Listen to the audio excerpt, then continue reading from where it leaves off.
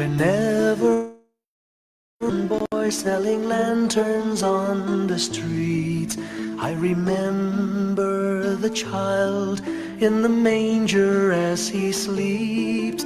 Wherever there are people giving gifts, exchanging cards, I believe that Christmas is truly in their hearts. Let's light our Christmas trees for a bright tomorrow, where nations are at peace and all are one in God. Let's sing Merry Christmas and a happy holiday. This season may we never forget the love we have for Jesus. Let him be the one to guide us as another new year starts. And may the spirit of Christmas be always in our hearts.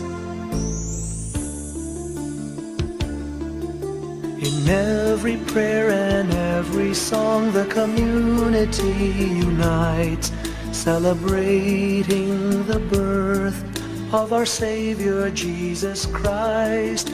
Let love like that starlight on that first Christmas morn lead us back to the manger where Christ the child was born. So come, let us rejoice, come and sing a Christmas carol with one big joyful voice.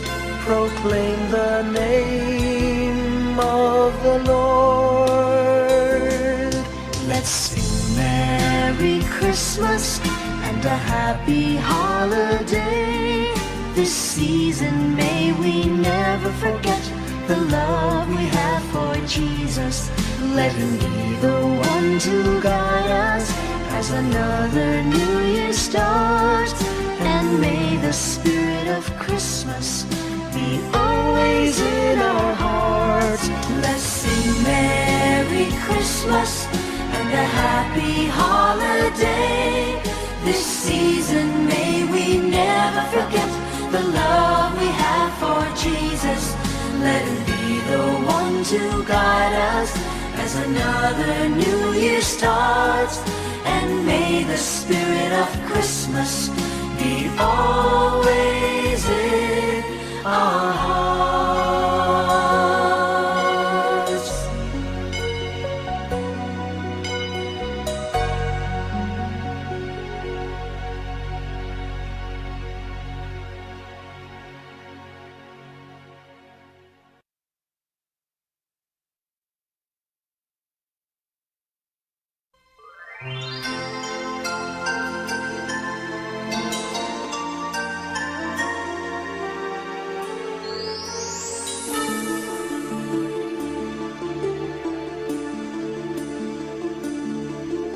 Whenever I see girls and boys selling lanterns on the streets, I remember the child in the manger as he sleeps. Wherever there are people giving gifts, exchanging cards, I believe that Christmas is truly in their hearts. Let's light our Christmas trees for a bright tomorrow, where nations are at peace and all are one in God. Let's sing Merry Christmas and a happy holiday. This season may we never forget the love we have for Jesus. Let him be the one to guide us as another new year starts. And may the spirit of Christmas be always in our hearts. In every prayer and every song, the community unites, celebrating the birth of our Savior Jesus Christ. Let love like that starlight on that first Christmas morn. Lead us back to the manger where Christ the child was born. So come, let us rejoice, come and sing a Christmas carol. With one big joyful voice, proclaim the name of the Lord. Let's sing Merry Christmas and a Happy Holiday. This season may we never forget the love we have for Jesus. Let Him be the one to guide us as another New Year starts. And may the spirit of Christmas be always in our hearts. Let's sing Merry Christmas and a Happy Holiday. This season may we never forget the love we have for Jesus. Let Him be the one to guide us as another New Year starts. And may the spirit of Christmas be always in our hearts.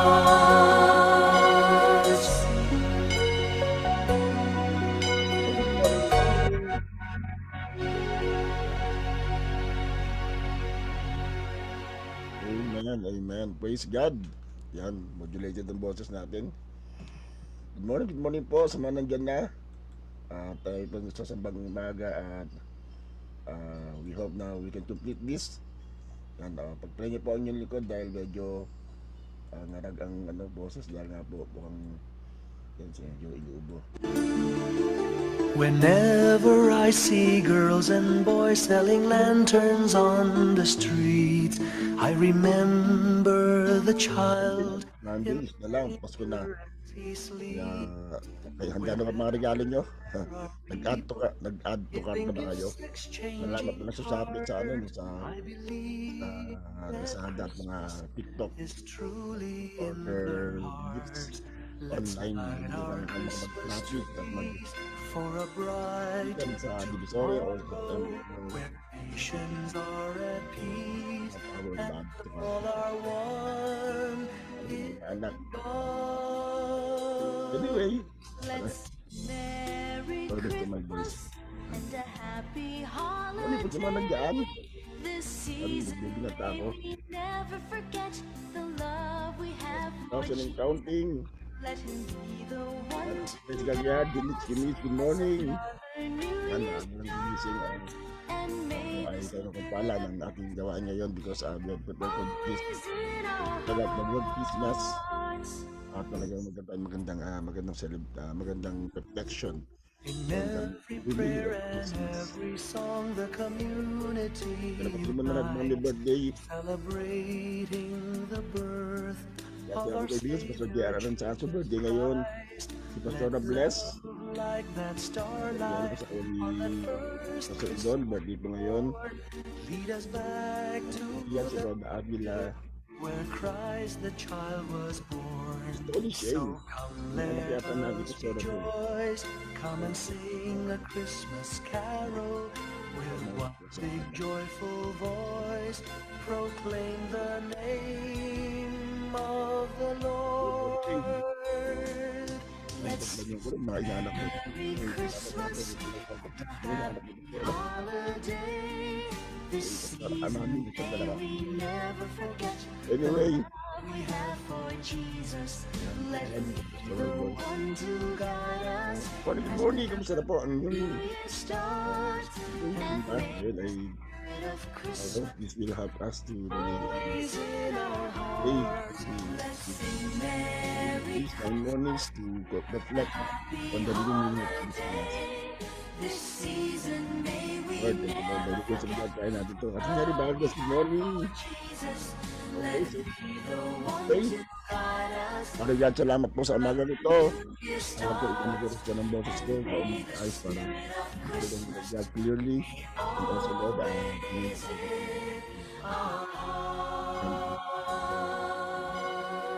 namin na ikaw po ang tunay na nais na talagang yung salita in in any way possible, O God. Kaya salamat sa Panginoon, dahil alam po namin na sumama kami this morning and the next 9 mornings, Panginoon, na kami magsasama-sama. Kaya aming dalang sa pangalan ni Jesus. Amen and amen. Yan, okay. So with that, tayo po'y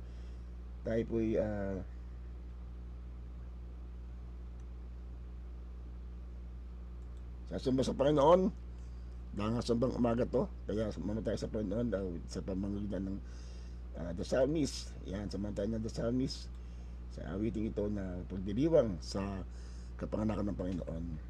Let's welcome back the psalmist. Yan, a throwback performance from the past.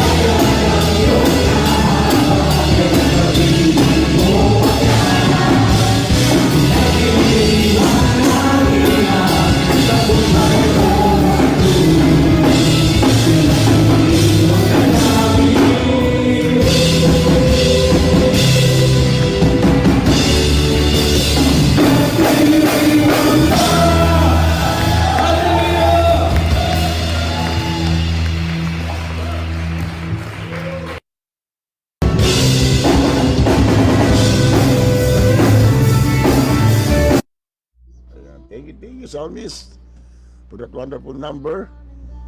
Yan, at sa Sunday po ay ating pong mini concert. We'll be hearing more songs of worship to our God. Yan, kaya thank you for that wonderful number from the Psalmist. Ate Presica Giat, good morning. Ayan, so kaya nga po, we'll be celebrating Christmas in a mood na mas maintindihan at maunawaan natin kung ano talaga ang ibig sabihin ng Pasko. So we'll be sharing the supernatural Christmas as we have learned it.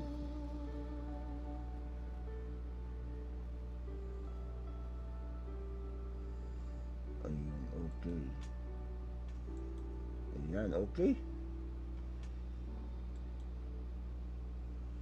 Yeah, supernatural Christmas. Isipin na supernatural, extraordinary. Yan, beyond the ordinary, beyond the natural.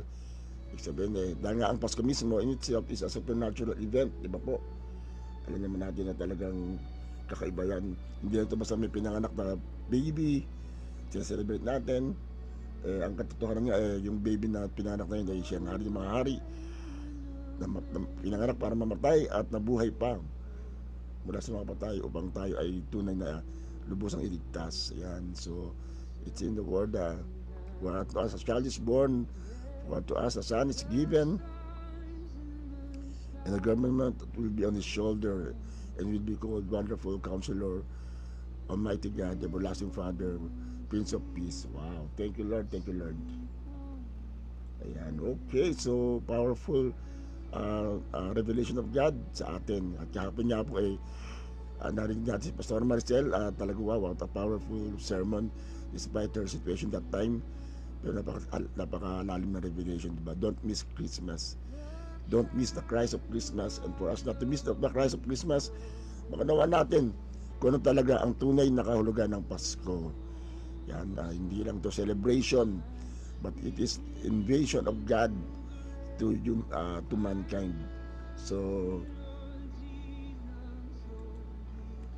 background music ako dito to inspire me. And so we will spell out the word Christmas, supernatural Christmas. So we will take the letter C for today. Ano kaya yung letter C sa palagay nyo? Dati napahula ako, di ba, kung yung mga ibang-iba. Ito yung kakaiba kasi supernatural nga, kaya it's not the usual Christmas na spelling, diba? Dati nga na Christmas alphabet, C is for the candy train. Hindi po ganun at hindi rin po yung natin pag-usapan. Yan, okay, so to start off, yan, letter C means a covenant promise fulfilled. Yan, nakita. Yan, a covenant promise fulfilled. Covenant promise fulfilled. Yan, a promise fulfilled supernaturally. As another verse, Isaiah na tungkol kay Jesus, ay Isaiah 7:14. Sabi ito, therefore the Lord himself will give you a sign.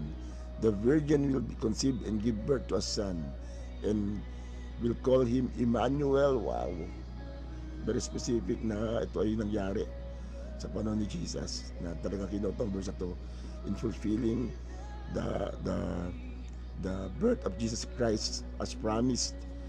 Yan, so covenant promise fulfilled. Kaya si Lord ang Diyos na tapat sa kanyang mga pangako. Kaya kung meron kang mga pangakong inaangkin mula sa Panginoon, kagalingan, pagpapala, amen, we hold on to that. Ako, I'm holding on to that na right now God will supernaturally restore my health for His glory. Even as I preach, na yung boses ko ay babalik. Ayan, kaya mawawala yung hingal and everything. By the grace of God, we can do this for the glory of God. Amen, amen. Yan. Hello Axel, hello, kamusta na si Axel Roel Makawili? Good morning, this is Sumbang Umaga, 5 a.m. to 6 a.m. As a devotion for ating simbang gabi. Dahil meron wala tayong simbang gabi na katulad ng ginagawa natin usually na 9 nights or 9 mornings, pero ngayon po ay meron din tayo online at meron din tayong on-site, although iba-ibang lugar. Mamaya gabi po mga leaders magsasama-sama and we will celebrate also the birthday of Pastor Jun Duque. Yes, belated happy birthday Pastor Jun Duque, dahil siya po ay nag-60th nung Sunday. Yan, napakasayang nakashot ka. At nung Sunday, bigla siya lumitaw sa youth fellowship. Nabati tuloy silang live na live ng mga kabataan. So, covenant promise fulfilled. Can you comment it down below?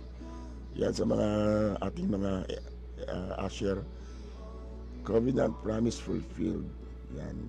God is a promise keeper. Diba? Thank you, Lord. Ang Pasko nagpare-remind sa atin na ang Diyos ay tapat sa kanyang mga pangako. He will fulfill His promise as always and as usual. Yan, ito nga yung kinote natin mula sa Isaiah 7:14, kinote sa Luke 1.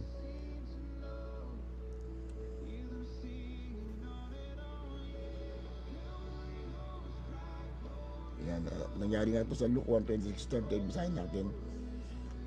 Dapat parang meron next time nga tayo, bala ko dati magsama ng taga-Zoom. Siguro next time para may taga-basa, para makakapagpahinga ko ng konti. Ayan, anyway, the birth of Jesus foretold in the 6th month of Elizabeth's pregnancy, and God sent an angel Gabriel. Ito share ko to last Sunday sa youth. Gabriel to Nazareth of the town in Galilee, to a virgin pledged to be married to a man named Joseph, a descendant of David. The virgin's name was Mary. The angel went to her and said, "Greetings, you are highly favored." Wow! The Lord is with you. So, talagang hindi random pick si Mary. Talagang siya ay highly favored. Talagang pinili siya dahil nga sa kanyang katangian na nakita sa kanya. Mary was greatly troubled at his words and wondered what kind of greeting this might be. But the angel said to her, "Do not be afraid. Mary, you have found favor with God. You will conceive and give birth to a son, and you are to call him Jesus. And he will be great and will be called the Son of the Most High. The Lord God will give him the throne of his father David, and he will reign over Jacob's descendants forever. His kingdom will never end." Wow, dito pa lang dineclare na paghari ni Jesus ay pangwalang hanggan. Wow! Praise God. At umabot nga ito sa atin, di ba? Paghari niya. Next verse. God will give him the throne of his father David, and he will reign over Jacob's descendants, and his kingdom will never end. At tanong ni Mary, "How will this be?" Mary asked the angel, "Since I am a virgin." Babae daw. The angel answered, "The Holy Spirit will come on you, and the power of the Most High will overshadow you. So the Holy One to be born will be called the Son of God. Even Elizabeth, your relative, is going to have a child in her old age. And she who was said to be unable to conceive is in her 6th month. For no word from God will ever fail." Wow, thank you, Lord. At sabi ni Mary, "I am the Lord's servant." Mary answered, "May your word to me be fulfilled." Then the angel left her. Wow, thank you, Lord. Wow.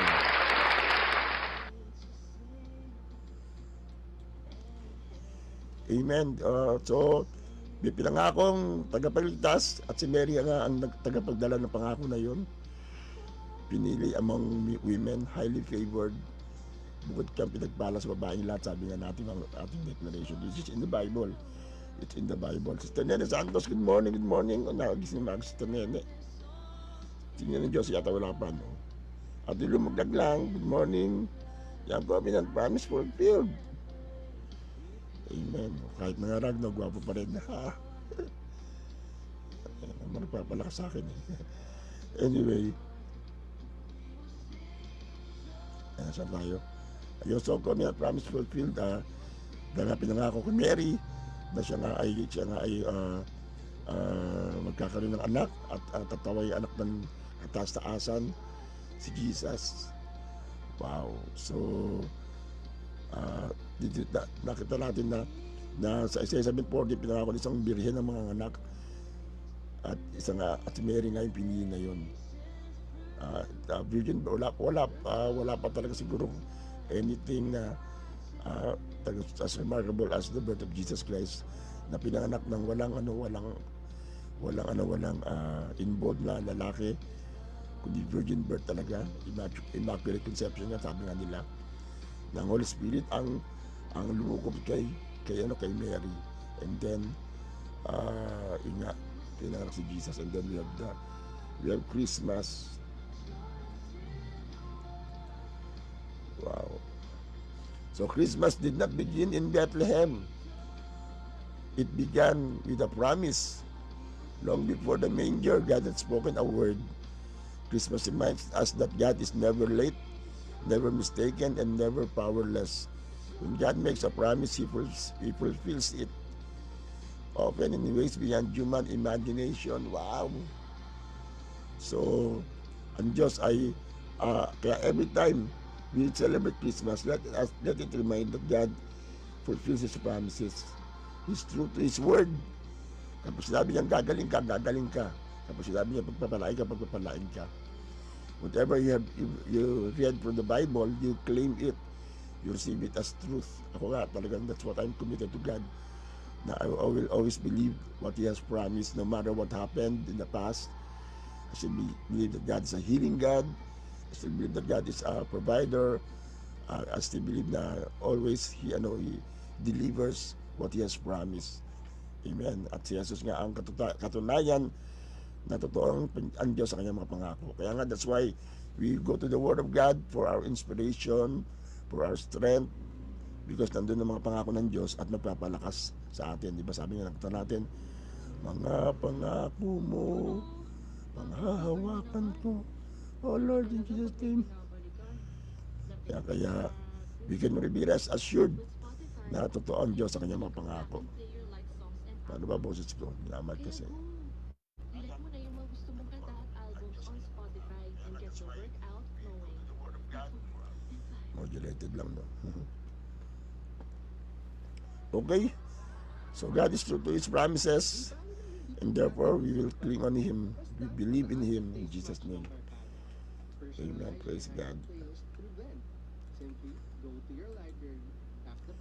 So number one, God is a promise-making God.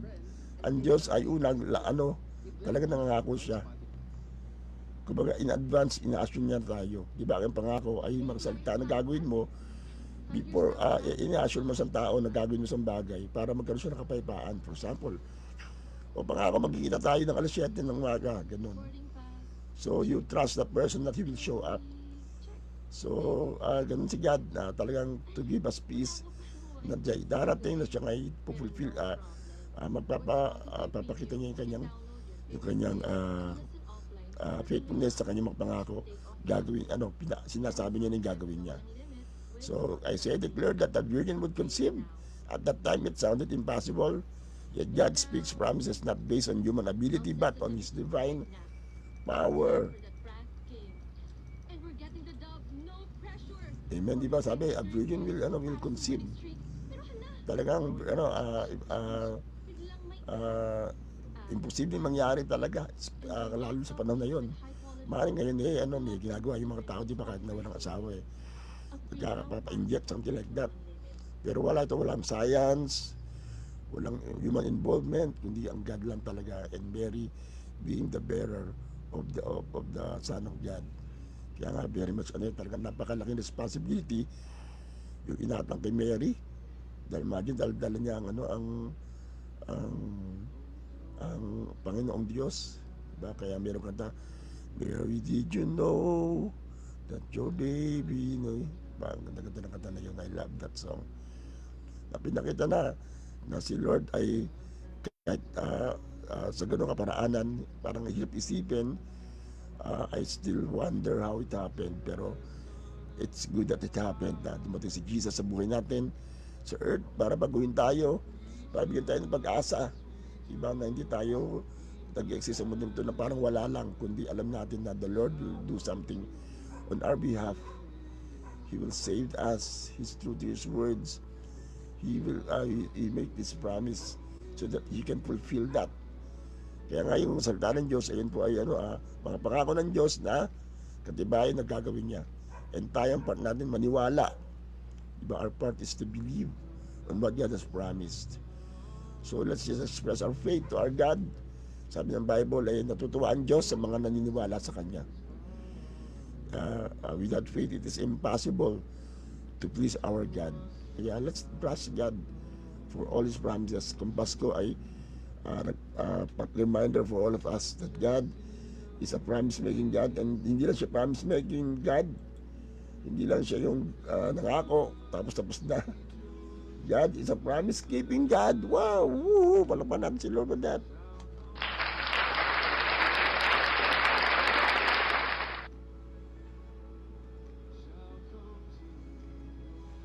When the angel Gabriel appeared to Mary, centuries-old prophecy became present reality. Diba? Talagang ilang taon to. Sabi nga, 400 years naging silence si Lord sa Bible. Pero after centuries, hundreds of years, ay tinupad niya yung pangako niya. God remembered His word, and He always does. Wow! Kaya nga, yung mga pangako na sa atin, talagang it's still there. We just have to wait for that because God will keep His promise. Diba? Kaya imagine talagang libong taon, namatay na, maraming mga naghihintay dito. Pero alam natin na sabi ng Bible, at the right time, dumating yung pangako ng Panginoon. Amen. Praise God. So, ang pangatlo, God works beyond human logic. Diba? Talagang hindi mo maintindihan talaga ito. You will never understand how that works. The Bible is full of contradictions, full of human impossibilities. Pero Diyos yun eh. God is expert in the impossible things. Kaya we can believe God for that. Kaya nga po, Pastor Marcel, talaga as I look back, there are still miracles that we have seen. Una yung provision niya, pangalawa, pag-aayos ang lahat ng mga bagay, at yung niya po yung supernatural comfort and joy na binibigay niya sa inyong lingkod, sa pamilya niya, na no matter what happened ay talagang nandun pa rin ang pagkilos ng Diyos. We recognize Him as the one who really moves in our situation. At ngayon ay lalo niya pinapakita yung kakayahan niyang gawin ang mga bagay-bagay para sa kanyang para sa kanyang kaluwalhatian at para sa atin na rin kamutihan. Amen. So ano ba yung mga pangako? Ano ba yung pinagpe-pray nyo this Christmas? Sabi ng Bible, higit pa sa ayong pinagpe-pray, higit pa sa iyong inaasahan, higit pa sa iyong iniisip, o inaakala man lamang ang kayang gawin ng Diyos. Pero to start off with that, ay kailangan meron kang iniisip, meron kang inaasahan, meron kang pinagpe-pray na kayang higitan ng Diyos sa atin.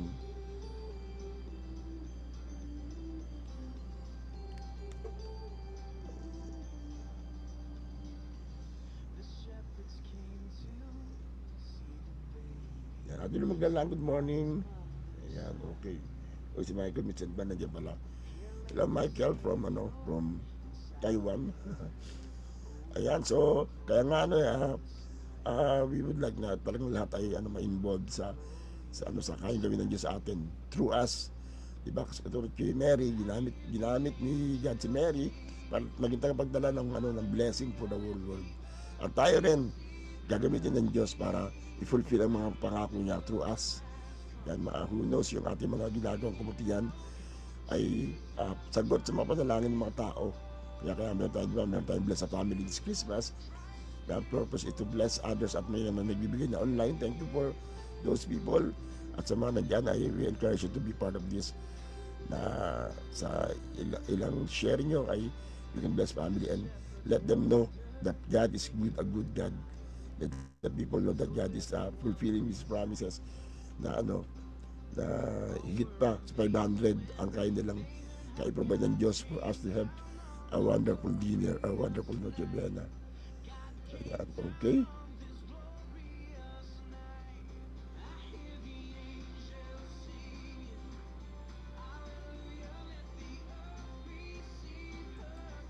Thank you, Lord. So Mary asked, how can this be? God's answer was simple. Nothing will be impossible with God. Christmas is proof that impossibility bows to divine power. Wow. Comment down below, nothing will be impossible with God. Amen. Praise God.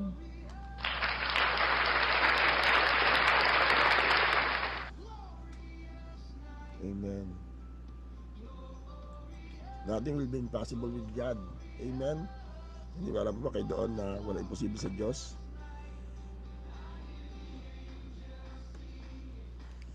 At lahat ay kaya nyo gawin. Kaya man ang ating pinapanalangin, alam ko, ano ba, Tuesday, area 2, no? Area 2 ba? Area 2 nag-pray. So, I hope na napag-pray natin dapat pag-pray.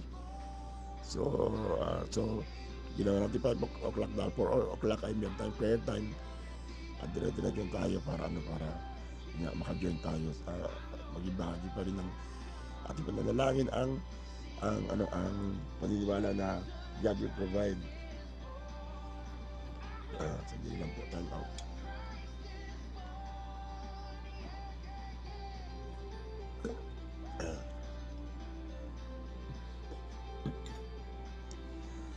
So, covenant promise fulfilled. Yes, Lord. And we are just thankful na ang Diyos ay tumutupad sa kanyang mga pangako. Kaya nga, yan, as we celebrate Christmas, we reflect on that truth na ang Diyos ay totoo sa kanyang mga pangako. Amen? So, as we apply this word, what promise are you holding on today? Amen. Christmas invites us to trust God even when we do not understand how. It is the same God. He is the same God na tumutupad sa kanyang pangako. So ano mga pangako na inyong inaabangan ngayon? Promotion, kagalingan, o ano pa man mga inaabangan natin. Let's be reminded of God's faithfulness. Kaya nga yung Pasko ay paraan sa atin para talaga lalo maniwala sa Diyos eh. Kaya nga dito dapat maraming prayer time, dito dapat maraming talagang time alone with God to really reflect on His goodness. Kaya itong umagang ginagawa natin ay paraan para ma-remind tayo na hey, let's focus back on God. Talagang magbalik tayo sa ganung mindset na ang Pasko ay ang panahon ng Pasko ay para panahon na hindi na para sa celebration, gift giving or exchange gift, kasama yan, pero masigit sa lahat lalo natin maranasan, maunawaan ang layunin ng Diyos, ang kabutihan ng Diyos sa ating buhay. Kaya nga maganda talaga yung meron 9 mag-churches talaga, meron silang church sambang gabi, gabi-gabi. Katulad ng sa Tarlac, nakita ko kahapon nagsimula na sila. So parang palakasin yung katotohanan na yan na ang Pasko ay para sa Panginoon, hindi para sa atin, hindi para sa anumang pamakabalahan. Kaya minsan nakakalungkot na ang mga tao na kung dami na magawa sa church, Pasko pa naman, ang dami natin dapat gawin para sa ating sarili, sa pamilya. Okay naman yung totoo yun, pero dapat talaga mas nakapokus tayo kay Lord, dahil si Lord talaga yun, yung sentro ng celebration. Isabihin nga ng being center of the celebration, dapat siya yung pinakamaraming panahon sa ating buhay, sa ating celebration. We give more time to God, we give more time to His Word, we give more time to experience His presence, dahil nga siya ang pinaka-sentro ng Pasko. Hindi yung regalo natin, hindi yung celebration, hindi yung activities, kundi si Lord. Kaya this is our effort to bring us back to that attitude, to that focus na kailangan natin maranasan. Amen, amen. Praise God. So let's reflect on that this morning. Ano mga pangako nyo na pinangawakan natin sa Panginoon? Pangako mo. Thank you, Lord. Thank you, Jesus.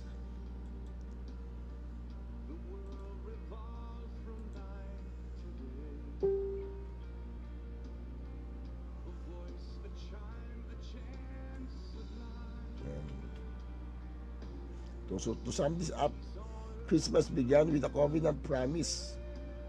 Amen?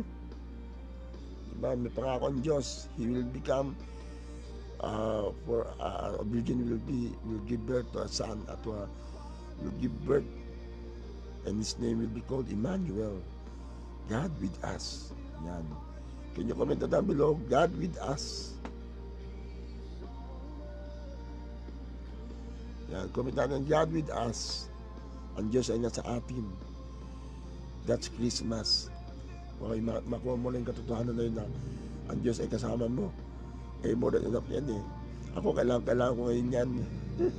Imagine, ngayon medyo nag-isa ako ngayon sa bahay dahil siyempre busy rin mga kasama, nakakasama ko sa panahon na nandito sila.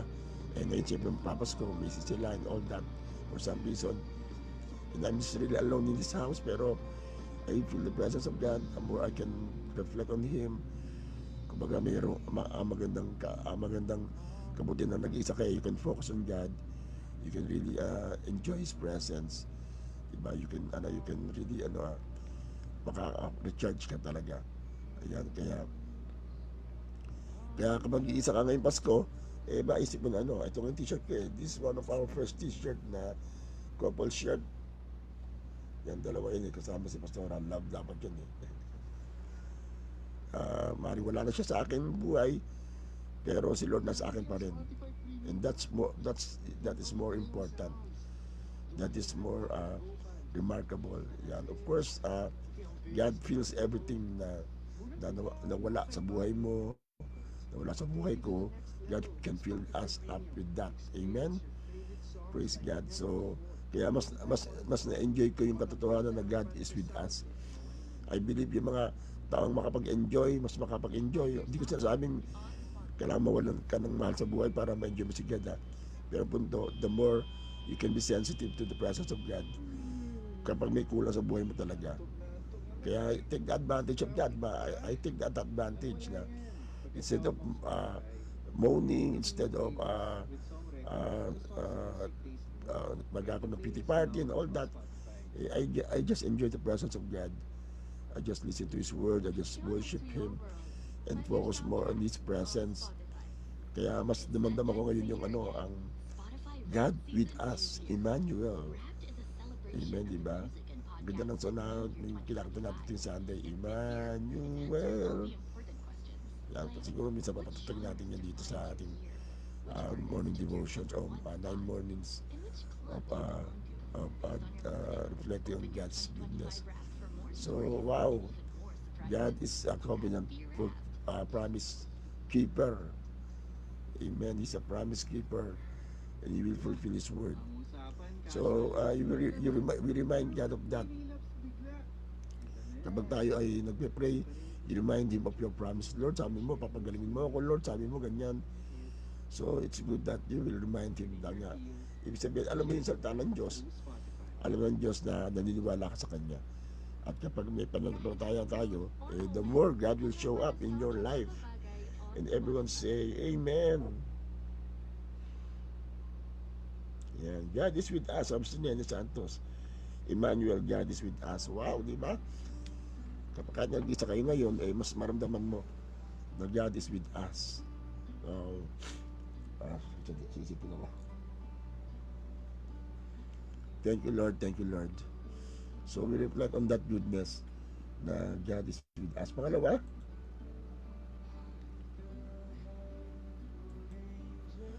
God promised a Savior and His perfect time He fulfilled it supernaturally. Wow, di ba? He promised a Savior na kapag ligtas at sa tamang panahon. Talagang sa totoo lang po as I reflect on Christmas, talagang na-amaze ako sa timing ni God. Kasi nga, pinanganak si Jesus sa panahon na walang talagang nobody expected that He will come in the time na panahon ng the Roman Empire is ruling over Israel. Tapos may Roman ruler, may sila under the Roman regime, etc. etc. Andun dumating si Jesus sa panahon na parang desperadong tao, sa panahon na talaga parang wala na silang maasahan. Kaya grabe ang pag-asa na binigyan ni Jesus nung dumating siya talaga eh. Although they mistook Jesus as a king na mag-rule over them physically, pero it will happen in the future. Pero ang mas interesado ang Diyos ay pagharian nga ang mga puso ng tao. Pero the thing is, Jesus came in a time na talagang desperado ang mundo, desperado ang tao, desperado ang Israel that time, because they are subjugated and in the Roman rule. At ginamit pa nga, actually nakakatuwa doon, ginamit ng Diyos yung pagkakataon na yun para mas mabilis mag-spread ang gospel because they're under the Roman ruler. Kasi kung sila independent, dumating si Jesus, it will not be that fast na makarating ang gospel sa marami kasi magiging ano lang, parang isolated lang yung yung Israel. Siya lang ang nandoon, di ba? For example, nung panahon ng Old Testament, ang kaligtasan nakabase lang sa Israel. Ang liit na bansa ng Israel as compared to the whole world. So the Lord allowed na ang Roman Empire to rule over Israel on His purpose na mabilis na kumalat ang mabuting balita, ang katotohanan about Jesus. And because of that nga, mas mabilis na ang tawag nga dyan Pax Romana. Mayroong peace, world peace that time because the Roman Empire is ruling the whole the then known world. At dahil doon dumating si Jesus, mas madali siyang mas spread out sa ayong gospel. Kaya nga, di ba, even yung tinatawag na Galilee of Nations, yung the people who walk in darkness have seen a great light. It is referred, ito yung tumutukoy sa mga tao na mga hintil, nakakita ng liwanag. Kaya nga, yung mga wise men, di ba, mga hintil yun, nakita si Jesus, na ang kaligtasan hindi lang para sa Hudyo, kundi para sa lahat. At nakarating sa atin, amen. Kaya nga yung timing ni Lord talagang perfect yun eh. Kung isipin mo, ba't dumating ka sa panahon na parang nahihirapan ng Israel, etc. Kaya ganun din si Lord sa atin. Darating si Lord sa panahon na hindi mo inasahan. Darating si Lord sa iyong kalagayan na parang you're desperate, magulo ang buhay mo, and everything, di ba? Parang sabi nga He will come in your silent night. Na talagang nag-isa ka lang, pero God will rescue you, God will change everything on your favor. Mababago ang lahat, kayang baguhin ng Diyos ang lahat. Just allow Him to come into your life. Just allow Him to control your life. Just allow Him to be God of your life, your Lord and your Savior. Amen. He can do a lot more things in your life. Kaya ayun ang mensahe ng Pasko, na maraming kayang gawin ng Diyos. We just allow Him to control us, to rule over us, to lead us, to empower us, to provide for us and everything that we need sa Kanya galing. At yun nga po ang ibig sabihin na Pasko. Dumating si Jesus para natuparin at laging tagapagligtas natin. Ang ibig sabihin ng tagapagligtas, ililigtas ka sa anumang kalagayan, physically, emotionally, mentally, and spiritually. Financially, kasama rin yan. Because He's the Savior of our life. Amen? Wow! Thank you, Lord. Thank you, Lord. Kaya we will always be thankful kay Lord na, Lord, salamat sa Pasko. Dahil dito magulo ang pamilya ko, ayusin mo. Dahil may Pasko, kahit nag-iisa ako'y magkakaroon ng comfort. Kaya nga, yun ba sinasabi ko lagi, na hindi yung, ano ba naman, nagkaganto kami mag-asawa, ano ba naman yan, wala kaming pera, ano ba naman yan, namatayin pa ako ng asawa, ano ba naman yan, wala ako ng magganto ganyan, Pasko pa naman, dapat nga mag-atingin natin, buti lang may Pasko. Dahil dito may pag-asa maayos ang pamilya ko, dahil dito kahit ako nag-iisa, magiging masaya pa rin ako. Ang Pasko ang babaliktad ng ating sitwasyon sa buhay. Ang Pasko ang magsasabi na, anak, gusto ko maging masaya ka, anak, gusto ko maging maayos ang buhay mo, anak, gusto ko maligtas ka, anak, gusto ko na bigyan ka na magandang kinabukasan.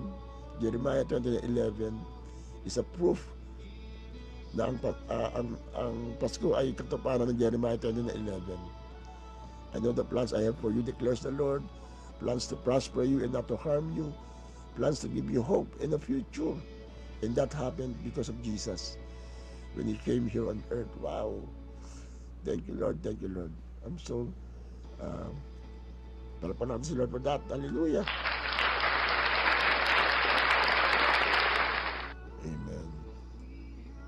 Ay, mali.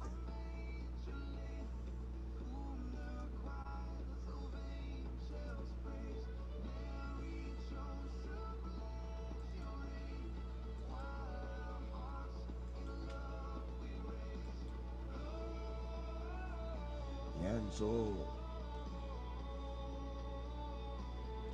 what God promises, He always performs.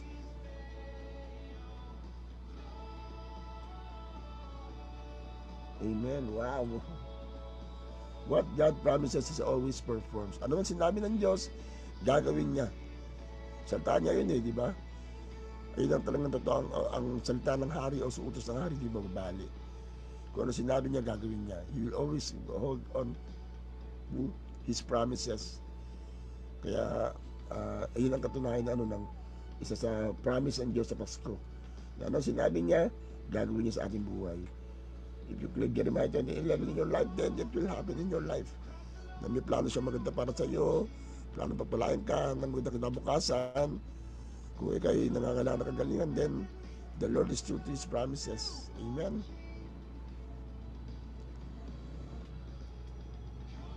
Amen. Praise God. Kaya, yung ayun yung pagharap sa inyo ngayon ay katunayan na God is true to His promise that He will provide us strength. His grace will always be sufficient for us. Thank you, Lord. Thank you, Jesus. Amen. Amen. So sa mga ito nawa ay ang kinanato ng mga pangako ng Diyos at ang letter C ng Christmas, the supernatural Christmas covenant promise fulfilled. Wow. Ano pa kaya yung susunod ng mga letters na we can really claim na ito talaga ang Pasko. Tapat ang Diyos sa kanyang mga pangako. Every time we see a symbol of Christmas, Christmas tree, Christmas light, mga regalo, let it remind us of God's goodness and God's promises to us. Amen. Praise God. Panapan natin si Lord for that. Tayo pinadalangin na. Tayo pinadalangin. Thank you, Lord. Father God, salamat po. Sa oras at ito, salamat po na ikaw ang Diyos na talagang tapat sa mga pangako na ano man aming hilingin, Lord, ay gagawin mga Panginoon.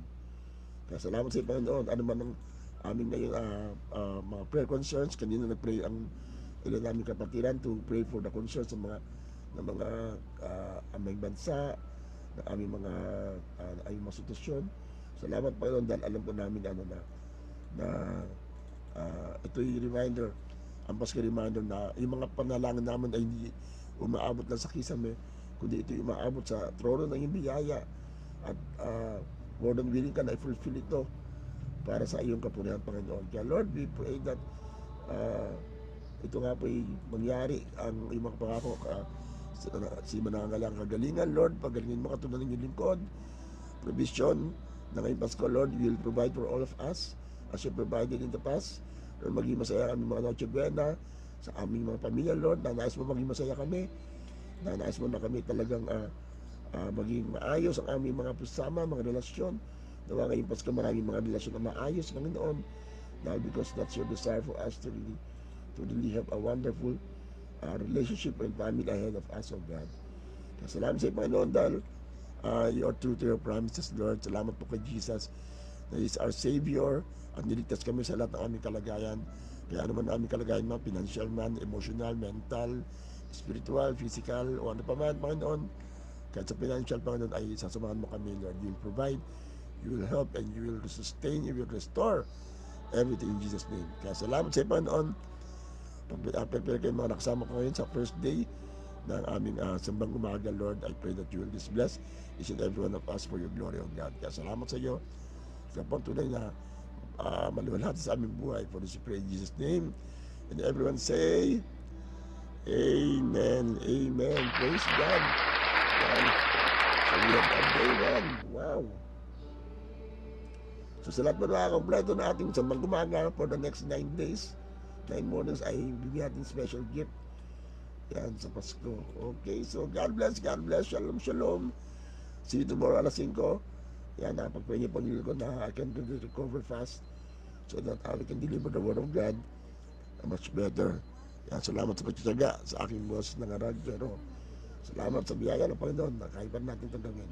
So God bless, shalom, shalom.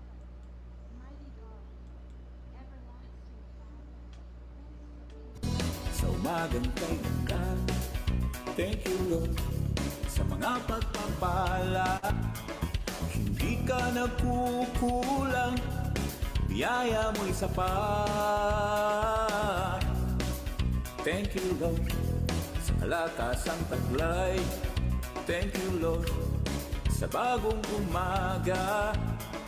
Hindi ka nagbabago, pag-ibig mo'y tapat.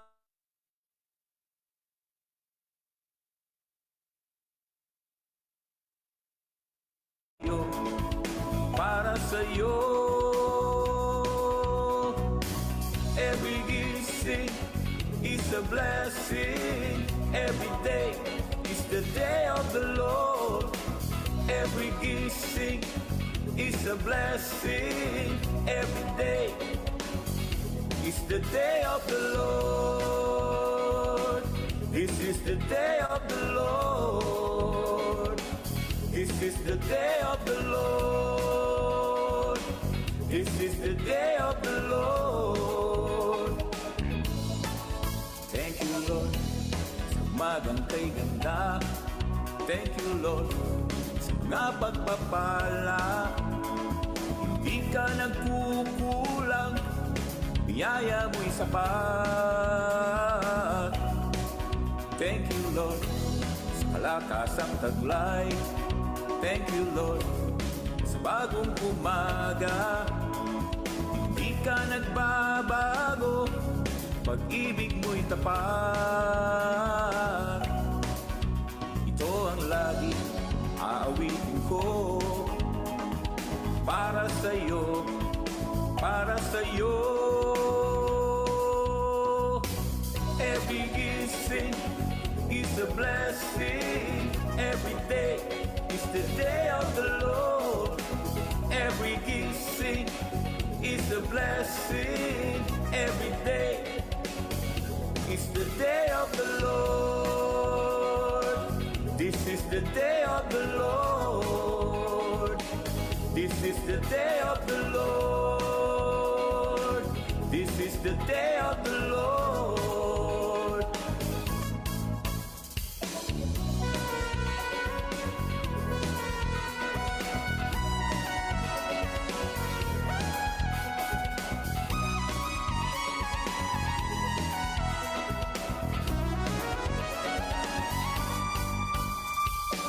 Every gising is a blessing.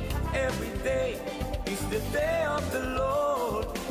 Every gising is a blessing. Every day is the day of the Lord. This is the day of the Lord. This is the day of the Lord. This is the day of the Lord.